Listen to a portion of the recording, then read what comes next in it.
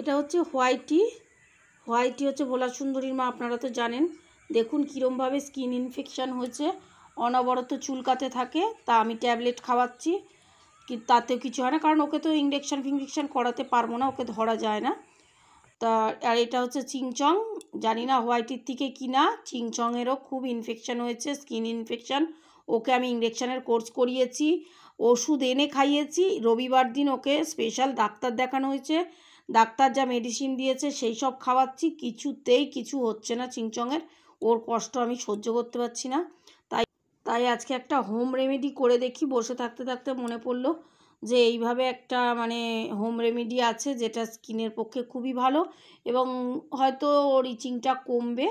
তা সেটা কি আপনারা দেখবেন, চলুন। সেটা হচ্ছে কর্পূর আর নারকোল তেল।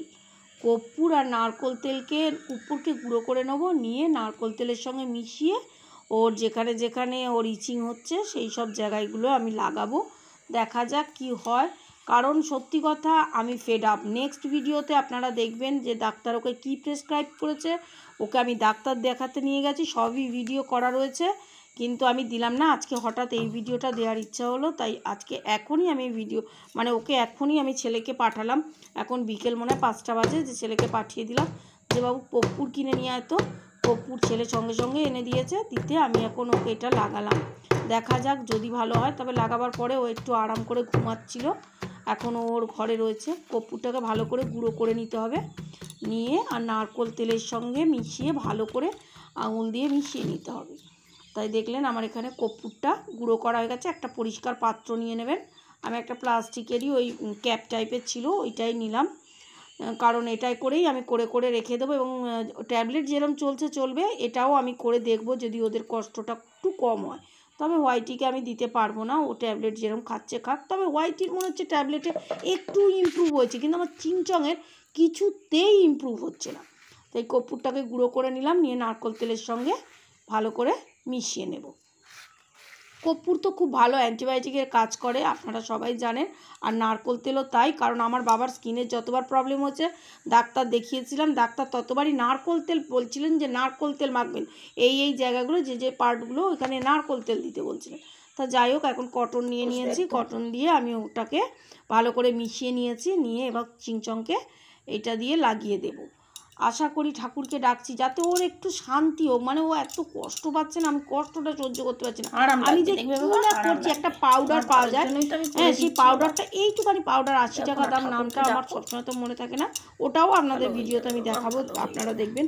আমি কোনো ত্রুটি রাখছি না, ওষুধ মানে যতটুকুনি আমার যা করার আমি সব ওর জন্য রাখছি না রে বাবা। ভগবান কারোর জন্য আমি ত্রুটি রাখি না, কিন্তু ভগবান কেন যে আমার সঙ্গে এরকম করছে আমি জানি না।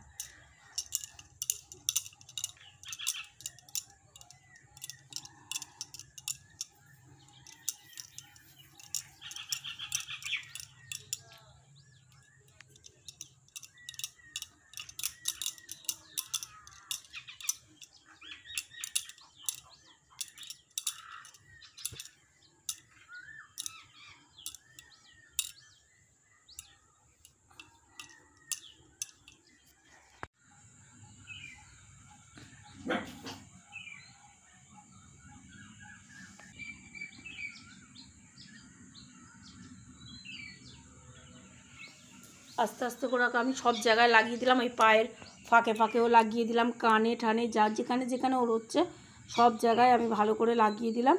দিতে একটু আরাম পায়, মানে ও দেখবেন একটা জিনিস, চুলকানি এমন একটা জিনিস না, খুব কষ্টের জিনিস, খুব কষ্ট হয়, কারণ চুলকে চুলকে না রক্ত বার করে দেয়, সেটা মানুষেরও হয় আর এদেরও হয়। আর আমি চোখের সামনে দেখে না আমি থাকতে পারছি না। তাই আপনারা একটু ওর জন্য প্রার্থনা করুন, ও যেন তাড়াতাড়ি সুস্থ হয়ে যায়।